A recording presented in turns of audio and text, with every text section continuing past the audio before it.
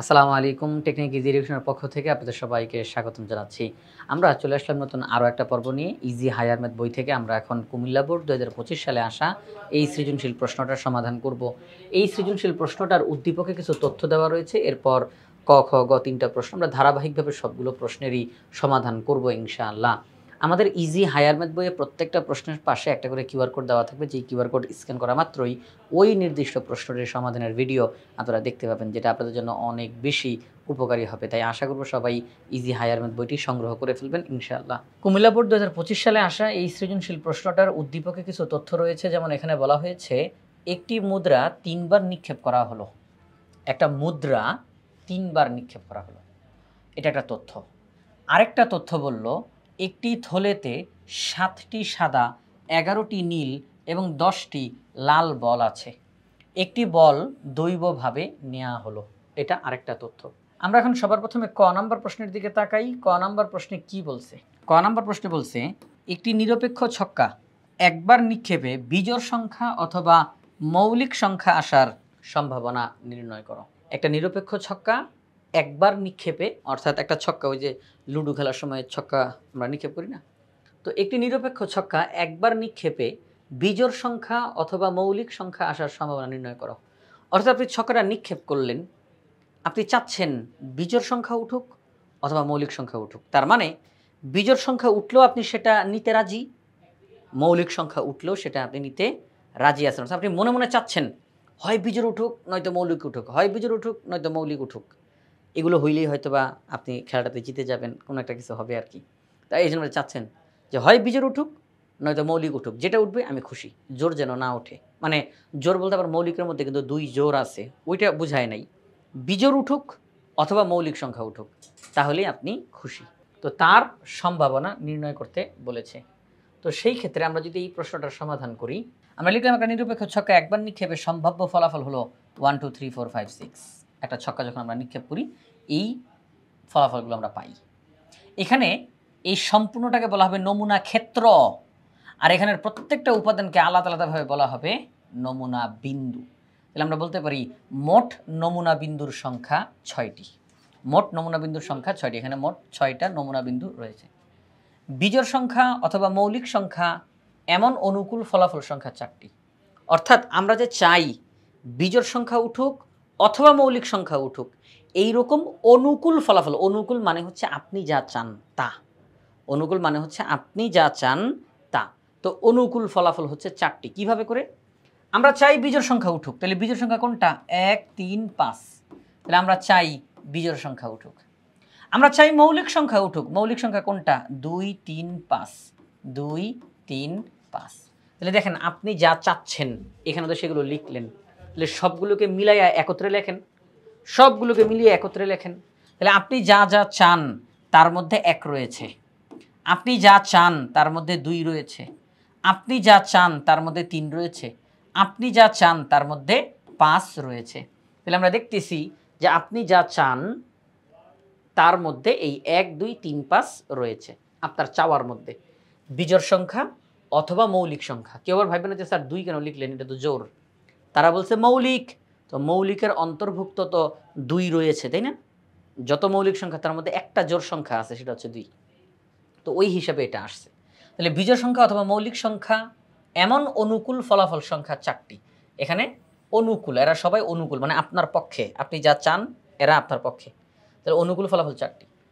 তাহলে আমরা বলতে পারি বিজোড় সংখ্যা অথবা মৌলিক সংখ্যা ওঠার সম্ভাবনা কত? আমরা জানি যে ভগ্নাংশের নিচে লিখতে হয় সমগ্র ফলাফল। সমগ্র ফলাফল অর্থাৎ নমুনা ক্ষেত্রের মধ্যে যত নমুনা বিন্দু রয়েছে সবগুলো নমুনা বিন্দুকে নিচে লিখতে হবে। তাহলে এখানে নমুনা বিন্দু আছে কয়টা? ৬টা। তাহলে আমরা নিচে লিখব ৬, অর্থাৎ নমুনা বিন্দু ৬টা, মোট নমুনা বিন্দু ৬টা, সেটা নিচে। আর উপরে বসবে কেবলমাত্র আপনি যা চান, অর্থাৎ অনুকূল ফলাফল বসবে উপরে। তাহলে সেই হিসাবে এই যে ৪টা অনুকূল ফলাফল, তাহলে আমরা লিখব ৪, কাটাকাটি করলে 2/3। আমরা যদি ২ দিয়ে কাটি তাহলে 2/3 হয়। তাহলে বিজোড় সংখ্যা অথবা মৌলিক সংখ্যা ওঠার সম্ভাবনা হলো 2/3। তাহলে আমাদের এই যে ক নাম্বার প্রশ্নটা আমরা সমাধান করে ফেললাম। তো আমরা এখন খ নাম্বার প্রশ্নটা সমাধান করব। আমাদের খ নাম্বার প্রশ্নে কি বলছে? তো আমরা ক নাম্বার অ্যান্সার পেয়েছি যে বিজোড় সংখ্যা অথবা মৌলিক সংখ্যা ওঠার সম্ভাবনা হলো 2/3। আমরা এখন খ নাম্বার প্রশ্নে যাই। খ নাম্বার প্রশ্নে বলা হয়েছে মুদ্রাটি নিক্ষেপের প্রবাবিলিটি ট্রি অঙ্কন করে বড়জোর 3h পাওয়ার সম্ভাবনা নির্ণয় করো। মুদ্রাটি নিক্ষেপের প্রবাবিলিটি ট্রি অঙ্কন করে বড়জোর 3h পাওয়ার সম্ভাবনা নির্ণয় করো। আমরা দেখেছি উদ্দীপকে একটা তথ্য দেওয়া ছিল, একটি মুদ্রা 3বার নিক্ষেপ করা হলো। আমরা জানি যে একটা মুদ্রার 2টা পিঠ রয়েছে, এক পিঠে হেড আর এক পিঠে টেল, অর্থাৎ হেড টেল। মুদ্রার এপিঠ ও পিঠ, হেড টেল। এই মুদ্রাটাকে 3বার নিক্ষেপ করা হয়েছে। তো মুদ্রাটাকে যদি 3বার নিক্ষেপ করা হয় তখন আমরা সেখান থেকে নমুনা বিন্দু পাবো। তো সেই ক্ষেত্রে আমাদের এখানে বলল যে মুদ্রাটি নিক্ষেপের প্রবাবিলিটি ট্রি অঙ্কন করে, হ্যাঁ, সম্ভাবনার গাছ নাকি, প্রবাবিলিটি ট্রি অঙ্কন করে বড়জোর 3h, এই যে এখানে যে বড়জোর শব্দটা বলছে এটা তার একটা অর্থ প্রকাশ করছে। বড়জোর 3h মানে হলো সর্বোচ্চ 3টা h পাওয়ার সম্ভাবনা নির্ণয় করো। সর্বোচ্চ 3টা h, এখানে কিন্তু একটা অর্থ আসে, কি সেটা? সর্বোচ্চ 3টা h, তার মানে এটার কমও পাওয়া যাবে। যখন বলল বড়জোর 3টা h পাওয়ার সম্ভাবনা, তাহলে এই বড়জোর কথাটা বলার দ্বারা যা বলছে সেখান থেকে নিচে নামা সম্ভব, সেখান থেকে নিচে নামা সম্ভব। যদি আমাদেরকে বলে, এই যে দেখেন আমি একটু ব্যাখ্যা দিই, যদি আমাদেরকে বলে বড়জোর, বড়জোর, বড়জোর আর আরেকটা হচ্ছে কমপক্ষে, কমপক্ষে, এই দুইটা শব্দ যদি লেখা থাকে তখন আমাদেরকে বুঝতে হবে বড়জোর কথাটা বললে আমরা সেখান থেকে শুরু করে নিচের দিকে আসতে পারবো, আর কমপক্ষে শব্দটা যদি দেওয়া থাকে তাহলে বুঝতে হবে আমরা সেখান থেকে উপরের দিকে উঠতে পারবো, এই সুযোগটা রয়েছে। আসলে একটু বাস্তবে বোঝার চেষ্টা করি, হ্যাঁ, একদম একদম প্র্যাকটিক্যাল। সেটা হচ্ছে আপনি আপনার বাসা থেকে কোনো এক জায়গায় যাবেন, আপনার কোনো এক আত্মীয়ের বাসায় আপনি যাবেন। তো আপনার আব্বু আপনাকে বলল যে আমাদের বাসার সামনে থেকে তোমার ওই আত্মীয়ের বাসা পর্যন্ত রিক্সা ভাড়া এই বড়জোর 50 টাকা। দেখেন আপনার আব্বু কী বললো, বড়জোর 50 টাকা নিবে রিক্সা ভাড়া। এখানে কিন্তু একটা অর্থ প্রকাশ করতেছে, কি প্রকাশ করতেছে? তার মানে রিক্সা ভাড়া কোনোভাবেই 50 টাকার বেশি হবে না, বরঞ্চ কম হইতে পারে। 40 টাকাও হইতে পারে রিক্সা ভাড়া, 30 টাকাও হইতে পারে, 20 টাকাও হইতে পারে। অথবা আপনার প্রতি রিক্সাওয়ালার যদি সহানুভূতি হয়, সে আপনাকে ফ্রি নিয়ে গেল, সে আপনাকে ফ্রি নিয়ে গেল। মনে করেন যে আপনি, কি বলবো, আপনি এতটা চিকন বা আপনাকে দেখে এতটা পাতলা মনে হয়, ঠিক আছে, যে রিক্সাওয়ালার আপনার প্রতি দয়া হয়েছে, যে কি অসহায় দেখা যাচ্ছে, আচ্ছা চলেন আপনাকে অমুক জায়গায় নামাই দিচ্ছি, কোনো ভাড়া দিতে হবে না। আমি এটা মজা করে বললাম শুধু বোঝানোর জন্য। তাহলে এই যে দেখেন আপনার আব্বু বলল যে বাসা থেকে ওই জায়গা পর্যন্ত যেতে রিক্সা ভাড়া বড়জোর 50 টাকা, তার মানে কোনোভাবেই 50 টাকা ক্রস করবে না, বেশি গেলে 50 টাকা অথবা তার চাইতে কম, তার চাইতে কম 40 টাকা হইতে পারে, 30 টাকা হইতে পারে, 20 টাকা হইতে পারে। তাহলে যখন বড়জোর কথাটা বলে আমরা সেখান থেকে আরম্ভ করে কমের দিকে যেতে পারবো, কমের দিকে যেতে পারবো। আর যখন কমপক্ষে শব্দটা বলা থাকে, এটার মানেটা কি? যদি বলা হয়, আপনার আব্বু যদি আপনাকে বলে যে আমাদের বাসার সামনে থেকে ওই আত্মীয়ের বাসা পর্যন্ত রিক্সা ভাড়া কম হইলেও 50 টাকা নিবেই নিবে, কমপক্ষে 50 টাকা, এখানে কিন্তু আবার ভিন্ন অর্থ প্রকাশ করে।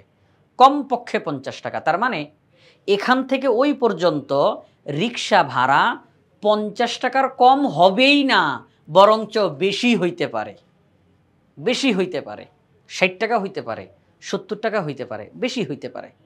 50 টাকা থেকে আরম্ভ, এটার বেশিও হইতে পারে, 60 টাকা, 70 টাকা, 80 টাকা।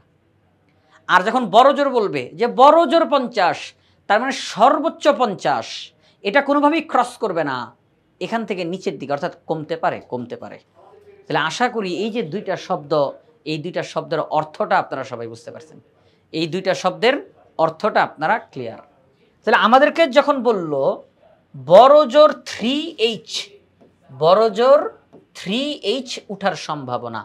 তার মানে হলো আমরা যে মুদ্রাটা নিক্ষেপ করব সর্বোচ্চ 3টা এইচ অথবা তার চাইতে কম, অর্থাৎ 2টা এইচ, আরও কম 1টা এইচ, আরও কম কোনো এইচই না। ওই যে রিক্সাওয়ালা দয়া মায়া দেখায় আপনাকে ফ্রি নিয়ে গেল, ঠিক আছে, কোনো এইচই নাই, এগুলো হইতে পারে।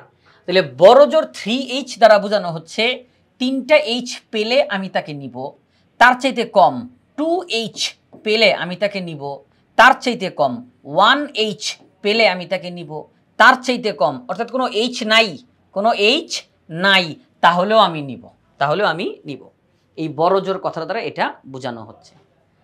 আর কমপক্ষে কথাটা দ্বারা বোঝানো হবে, যেটা আপনাকে বলবে যদি বলা হয় কমপক্ষে 1h উঠার সম্ভাবনা নির্ণয় করো, কমপক্ষে 1h, তার মানে হচ্ছে একটা এইচ আমার লাগবেই লাগবে, এর চাইতে বেশি এইচ যদি আসে তাও আমি নিতে পারবো, তাহলে আমি নিতে পারবো। যেমন একটা এইচের বেশি 2টা এইচ আসলে আমি নিতে পারবো, 3টা এইচ আসলে আমি নিতে পারবো।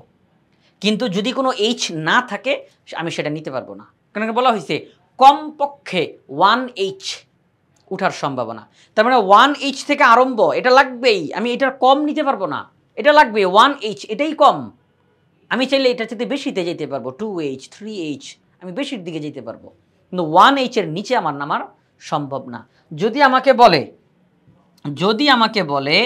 2h উঠার সম্ভাবনা নির্ণয় করো, যদি আমাকে বলে 2h উঠার সম্ভাবনা নির্ণয় করো, তার মানে 2h থেকেই আরম্ভ, এটার নিচে যাওয়া সম্ভব না, এটাই কম 2h, এটাই কম, এর নিচে যাওয়া সম্ভব না, বরঞ্চ এটার বেশি যাওয়া সম্ভব।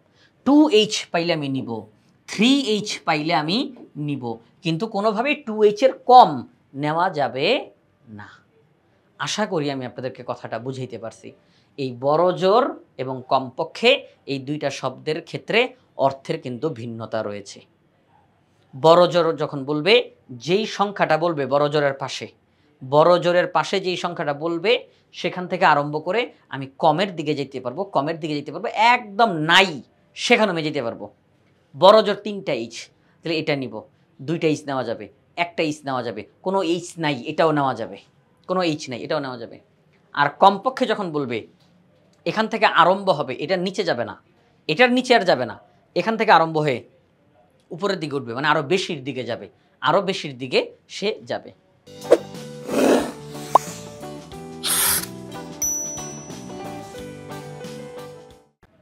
তাহলে আমরা যে অঙ্কটা করতেছি, আমাদের এই অঙ্কতে বলা হলো মুদ্রাটি নিক্ষেপের প্রবাবিলিটি ট্রি অঙ্কন করে বড় জোর 3h পাওয়ার সম্ভাবনা নির্ণয় করো।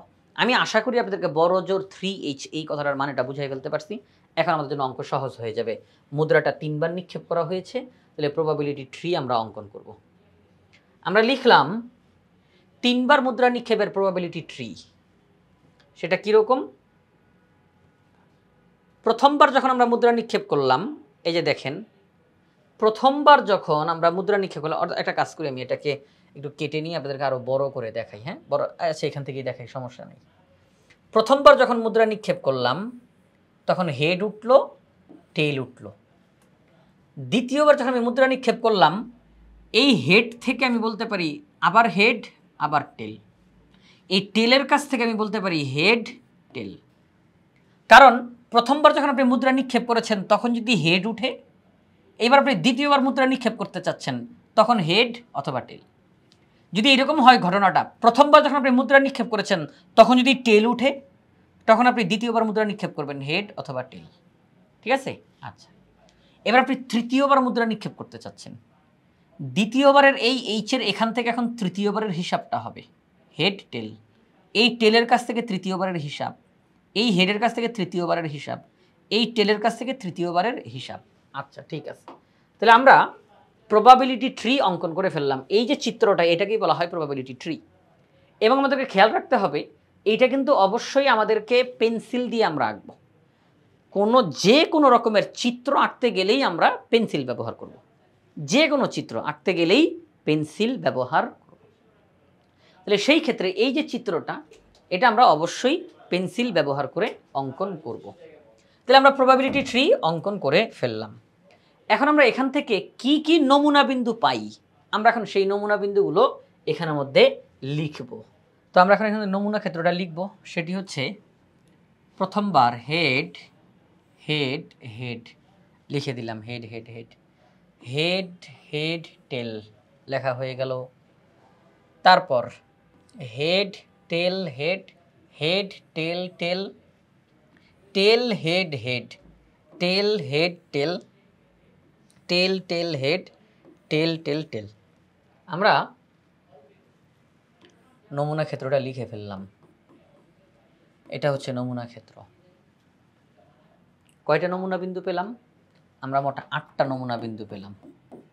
1 2 3 4 5 6 7 8, 8টা নমুনা বিন্দু পেলাম। মোট নমুনা বিন্দুর সংখ্যা 8টি। বড় জোর 3H পাওয়ার অনুকূল ঘটনা। আমরা এই যে প্রশ্নটা বোঝানোর একদম শুরুতে কি পরিমাণ ব্যাখ্যা আপনাদেরকে দিয়েছি, আশা করি আপনারা সবাই বুঝতে পারছেন। বড় জোর 3H কথাটার মানে কি?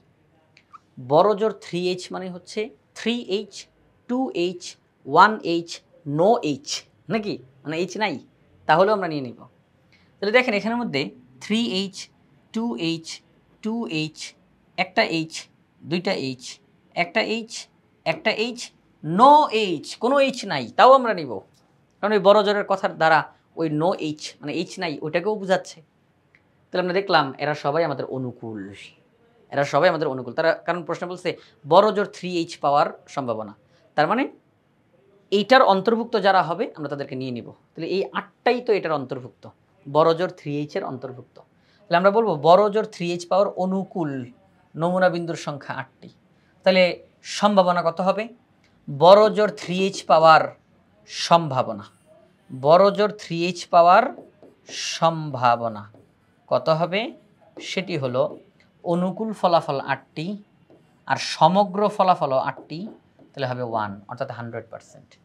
বড় জোর 3H পাওয়ার সম্ভাবনা 100%, ওই 1 মানে 100%, একদম সম্পূর্ণ পুরোপুরিভাবে সম্ভাবনা আছে বড় জোর 3H পাওয়ার। এইটাই আমাদের এখানে লেখা রয়েছে, নির্ণয় সম্ভাবনা 8/8 অর্থাৎ 1। আমরা খ নাম্বার প্রশ্নটা সমাধান করে ফেললাম। এখন আমরা গ নাম্বার প্রশ্নের দিকে তাকাই। গ নাম্বার প্রশ্নে বলছে প্রতিস্থাপন না করে একটি করে পরপর 3টি বল তুলে নেওয়া হলে সবগুলো বল নীল হওয়ার সম্ভাবনা নির্ণয় করো। প্রতিস্থাপন না করে কথাটার মানে কি? প্রতিস্থাপন না করে কথাটার মানে হলো উদ্দীপক তো একটা ঝুড়ি একটা থলের কথা বলছে না, থলে। আমি এই থলে থেকে একটা কি এখানে তো বল, আমি থলে থেকে একটা বল উঠাবো, এই বলটা আমি থলেতে আর রাখবো না। যেই বলটা আমি থলে থেকে উঠাইলাম তাকে আর থলেতে রাখবো না, এটাকে বলা হয় প্রতিস্থাপন না করা। কি বলা হয়? প্রতিস্থাপন না করা। আমি থলের ভিতর থেকে যেই বলটা উঠিয়েছি তাকে যদি আবার সেই থলের ভিতরেই রেখে দেই, অর্থাৎ যেখান থেকে নিয়েছি তাকে যদি আবার সেখানেই রেখে দেই, তাহলে এটাকে বলা হয় প্রতিস্থাপন করা। এটাকে কি বলা হয়? প্রতিস্থাপন করা। যেখান থেকে নিয়েছি আবার সেখানেই রেখে দিয়েছি, প্রতিস্থাপন করা। আর যদি যেখান থেকে নিয়েছি আমি আর সেখানে রাখলাম না, এটাকে বলা হবে প্রতিস্থাপন না করা। তাহলে আমাদেরকে বলল প্রতিস্থাপন না করে একটি করে পর পর 3টি বল তুলে নেওয়া হলে সবগুলো বল নীল হওয়ার সম্ভাবনা নির্ণয় করো। আমি ওই থলের ভিতর থেকে একটা বল উঠাইলাম, এই বল আমি ওই থলেতে আর রাখবো না। এই যে বলটা আমি উঠাইলাম এটা যেন নীল বল হয়, আমি এটা চাই। আচ্ছা, ওকে, ফাইন। এরপর আমি ওই থলের ভিতর থেকে আবার একটা বল উঠাবো, এই বল আমি আর ওই থলেতে রাখবো না, থলেতে কিন্তু বল কমতেছে, এই বলটাও যেন নীল বল হয়। এরপর ওই থলের ভিতর থেকে আমি আবার একটা বল উঠাবো, এটাও যেন নীল বল হয়। তো তারা এটা বলতেছে যে সবগুলো বলই যেন নীল বল হয়। ওকে, তো এখন আমরা সমাধান করতে চলে যাই। দেখেন এখানে আমাদের যেই তো থলের কথা বলছে, এখানে আমরা ঝুড়িতে না বলে আমরা বলবো থলেতে। হ্যাঁ, থলেতে। থলেতে লাল বল আছে 10টা, সাদা বল আছে 7টা, নীল বল আছে 11টা। তাহলে ওই থলের ভিতরে মোট কয়টা বল আছে? ওই থলের ভিতরে মোট বল আছে 28টা। প্রতিস্থাপন না করে প্রথমবার যদি আমি একটা বল উঠাই সেটা নীল হওয়ার সম্ভাবনা কত? থলের ভিতরে বল আছে 28টা, আমি চাচ্ছি নীল বল উঠুক, নীল বল আছে 11টা, তাহলে 11/28, এটা হচ্ছে প্রথমবার যে আমি বলটা উঠাইলাম সেটা নীল হওয়ার সম্ভাবনা 11/28। এবার আমি যখন দ্বিতীয়বার বলটা উঠাইতে যাব তার আগে একটু চিন্তা করেন ব্যাগের মধ্যে বল কয়টা আছে। আমি প্রথমবার যেই বলটা উঠিয়েছি সেটা কিন্তু ব্যাগের মধ্যে আর রাখি নাই, তাহলে ব্যাগের মধ্যে বল আছে 27টা। আর ওই 27টা বলের মধ্যে নীল বল কয়টা? আমি প্রথমবার যেই বলটা উঠিয়েছি সেটা কিন্তু নীল বল ছিল, তাহলে এই মুহূর্তে ব্যাগের মধ্যে নীল বল কিন্তু একটা কম আছে, তাহলে নীল বল আছে 10টা। তাহলে ব্যাগের মধ্যে মোট বল আছে 27টা, নীল বল 10টা। আগের বার ব্যাগের মধ্যে বল ছিল 28টা, নীল বল 11টা, মানে 28টা বলের মধ্যে 11টা বল নীল কালার। প্রথম বল যখন আমি উঠাইলাম নীল কালারের বল উঠিয়েছি, এই বল আমি আর ব্যাগের মধ্যে রাখি নাই, তাহলে এই মুহূর্তে ব্যাগের মধ্যে কয়টা বল আছে? একটা বল কম, অর্থাৎ 27টা। নীল বল কয়টা? নীল কালারও তো কমে গেছে একটা, তাহলে 10টা। 27টা বলের মধ্যে 10টা বল নীল কালার। তাহলে দ্বিতীয়বার বল উঠালে বলটি নীল হওয়ার সম্ভাবনা 10/27। আচ্ছা, দ্বিতীয়বার যখন আমি বল উঠাইলাম তাহলে এই মুহূর্তে ব্যাগে বল আছে কয়টা? আবার একটা কমবে। আমি দ্বিতীয়বার যে বল উঠায় ফেলছি, বল তো রাখি নেই ব্যাগের মধ্যে, তাহলে এখন ব্যাগের মধ্যে বল আবার একটা কমে গেছে, তাহলে ব্যাগের মধ্যে বল আছে 26টা। নীল বল কয়টা? নীল বলও একটা কমে গেছে, তাহলে নীল বল এখন হচ্ছে 9টা, কারণ দ্বিতীয়বার যেই বলটা উঠিয়েছি সেটা নীল কালার, তাহলে নীল কালারের বল আরও একটা কমছে, তাহলে ব্যাগের মধ্যে বল এই মুহূর্তে আছে 26টা, নীল বল 9টা। তৃতীয়বার বল উঠালে বলটি নীল হওয়ার সম্ভাবনা 9/26। তাহলে প্রথমবার বল উঠিয়েছি সেটা নীল হওয়ার সম্ভাবনা 11/28, দ্বিতীয়বার বল উঠিয়েছি সেটা নীল হওয়ার সম্ভাবনা 10/27, তৃতীয়বার বল উঠিয়েছি সেটা নীল হওয়ার সম্ভাবনা 9/26। আমাদেরকে বলছে এই তিনটা বলই নীল হওয়ার সম্ভাবনা কত। মনে রাখবেন, যখন বলবে প্রতিস্থাপন না করে, যখন বলবে প্রতিস্থাপন না করে, তখন এই সবগুলো ফলাফলকে গুণ করে দিতে হয়। যখন বলবে প্রতিস্থাপন না করে, তখন এই সবগুলো ফলাফলকে গুণ করে দিতে হয়। তাহলে প্রতিস্থাপন না করে 3বারই নীল বল আসার সম্ভাবনা, প্রথমবার, দ্বিতীয়বার, তৃতীয়বার, এবং সবাইকে আমরা গুণ করব। এখন আমরা দেখব এখানের মধ্যে আমরা কাটাকাটি করতে পারি কিনা, কি হয় আর কি। এখানের মধ্যে আমরা দেখতেছি 9 যায় 27-এর মধ্যে 3বার। আমরা দেখতেছি যে এখানের মধ্যে আমরা 2 যায় 5বার, 2 যায় 14 বার। আর কি কাটাকাটি করা যায়? যায় না। 5, 11, 55, 3, 14, 42, 42কে 26 দিয়ে গুণ দিলে 1092। আর কাটাকাটি করা যাচ্ছে না। তাহলে আমরা পেলাম প্রতিস্থাপন না করে 3বারই নীল বল আসার সম্ভাবনা 55/1092। তাহলে 1092 ভাগের 55 ভাগ সম্ভাবনা হচ্ছে 3বারই নীল বল উঠার সম্ভাবনা যদি আমরা প্রতিস্থাপন না করি। তাহলে এই যে প্রশ্নটা কুমিল্লা বোর্ড 2025, এই প্রশ্নটা আমরা ইজি হায়ার ম্যাথ বই থেকে সমাধান করলাম, একেবারে বিস্তারিতভাবে সমাধান করেছি। ইজি হায়ার ম্যাথ বইয়ে প্রত্যেকটা প্রশ্নের পাশে একটা করে কিউআর কোড দেওয়া রয়েছে, যে কিউআর কোড স্ক্যান করা মাত্রই ওই নির্দিষ্ট প্রশ্নটির সমাধানের ভিডিও আপনারা দেখতে পাবেন, যেটা আপনাদের জন্য অনেক বেশি উপকারী হবে। তাই আশা করব আপনারা সবাই ইজি হায়ার ম্যাথ বইটি সংগ্রহ করে ফেলবেন ইনশাআল্লাহ।